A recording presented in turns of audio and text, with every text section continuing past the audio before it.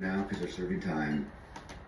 And the guys in this group, I will say Wayne Endicott was also speaking too, and he's incredible. His testimony, he was pretty much born to preach. It wasn't a gospel type group of people, but I'm sure a lot of them are Christians, read the Bible, find strength in faith. So I know Wayne's words resonated, his testimony resonated. He's very good at it. He could easily be a preacher, it seems like to me. He's like just so confident in his faith and what he's saying. So I was greatly inspired by Wayne. I'm not that good like that. I mean, I can tell stories. So I got up there, I listened to Wayne. I was moved by his testimony, as were a number of the inmates. But me, I don't know. It's just like writing.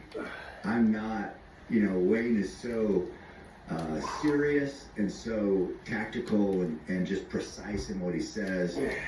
And I'm more of like storyteller. I like 1 years, and he said years ago they used to have concerts at the penitentiary up there, and they haven't. I think there was an incident, something happened, but my dream would be for somebody like, it'd be great Jelly Roll, just because everybody loves him, because they have that kindred spirit with him.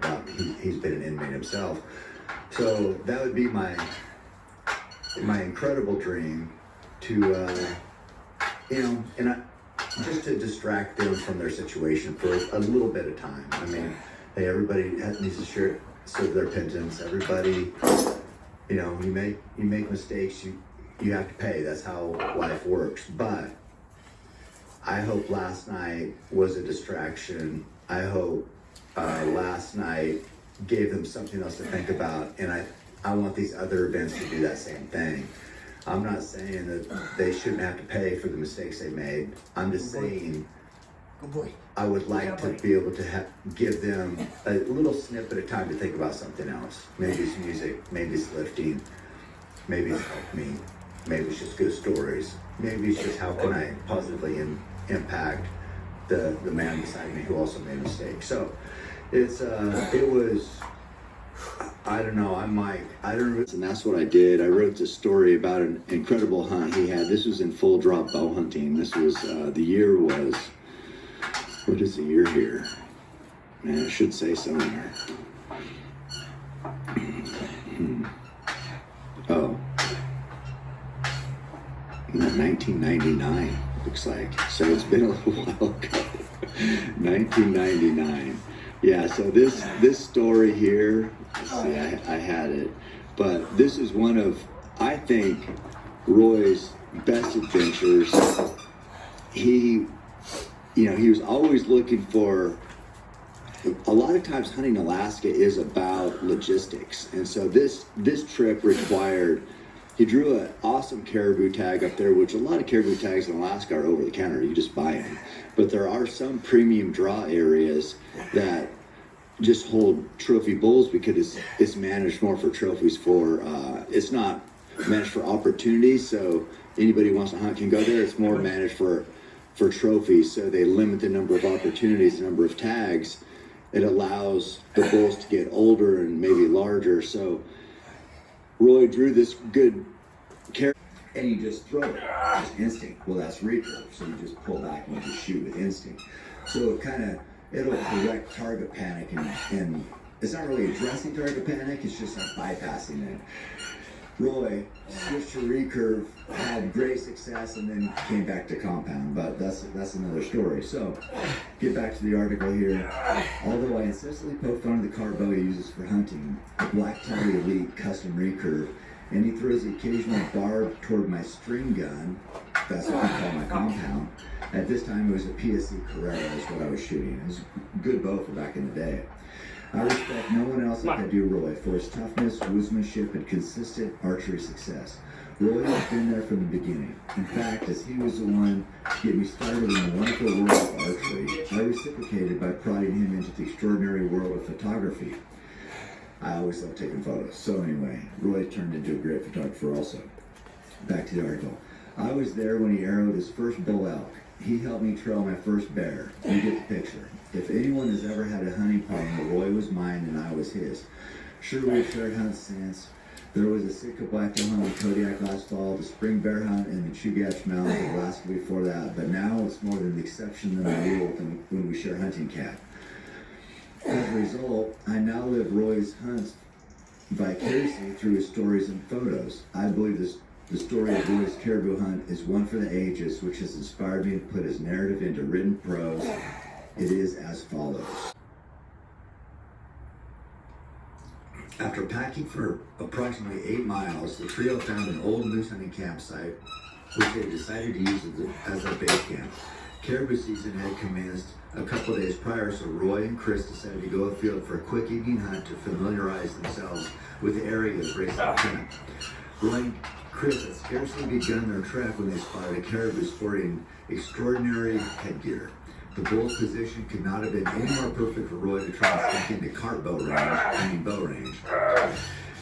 This caribou was behaving in an atypical manner compared to the others in the lineage. By that I mean he was by himself, whereas caribou are historically herd animals. This bull was slowly padding along all by himself, nibbling on grass. Not to mention the terrain he was in consisted of small patches of alders and rolling hills, which is very conducive to a close quarters approach. While Chris served sentry from afar, Roy quickly closed to within about 60 yards, thanks in large part to ideal conditions. From there, he switched to super slow mo as he inched on his butt towards the unsuspecting monarch. By using the crest of the hill as a shield, he kept his eyes on the bobbing crown points of the bull as he nibbled on the bunch of grass while uncharacteristically, still didn't sound right, but you know what I meant. Slowly plodding forth. Time seemed to stand still as Roy rose from his half crouch, and while he cleared the uppermost tentacles of the brush grass, his line of sight ever changing, the bull's vitals became increasingly exposed until Roy had the opportunity he needed.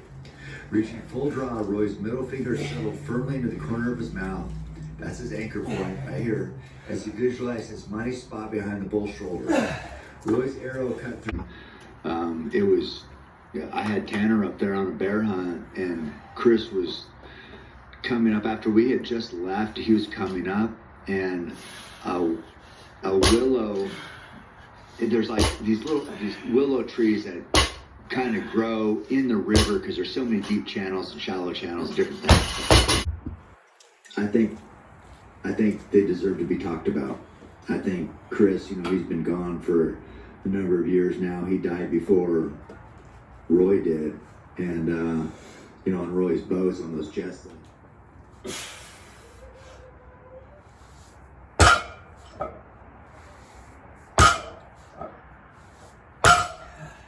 Really? Yeah, you bet. Yeah, I've never done that. I obviously don't know anything about it. I mean, other than seeing what you posted, but what I did see is, and you would know this, but there's no fat on those things. On swirl? Oh no. Yeah. So I remember I heard one time that if you just And I've got a full length shaft, so I think it was like over 30-inch shaft on that traditional bow. Yeah. Sticking out, I had 3 fingers under the nock. And he starts coming into this bear. Oh, I see. And but it was on purpose. We were bear hunting. Mm-hmm. And I walk up to this beach, and I was every thesis research project ever done on Arkansas bears. Mm. And it just seemed so important to me, and at Yeah. the time it didn't make sense. I was just You just cared. enamored with it. Yeah. And I mean, I was pulling books out of this library that I promise you nobody had looked at in decades.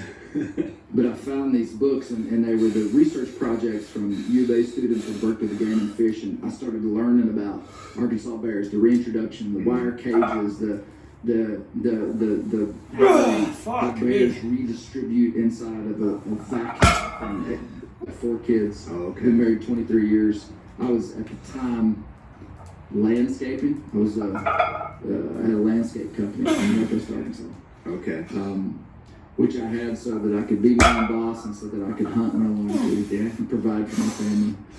That's all you need. And then so the transition from landscaping to bear hunting magazine was that might be the goal. Maybe they want that, you know, because then you think about, well, are they trying to ruin hunting basically? So then hunting isn't necessary. I don't know. It's just, you know, we could go on a whole different rabbit trail around that topic, but yeah, I mean, point is, predators it's good business for predators these days. Yeah, but we still need we got to kill people. And on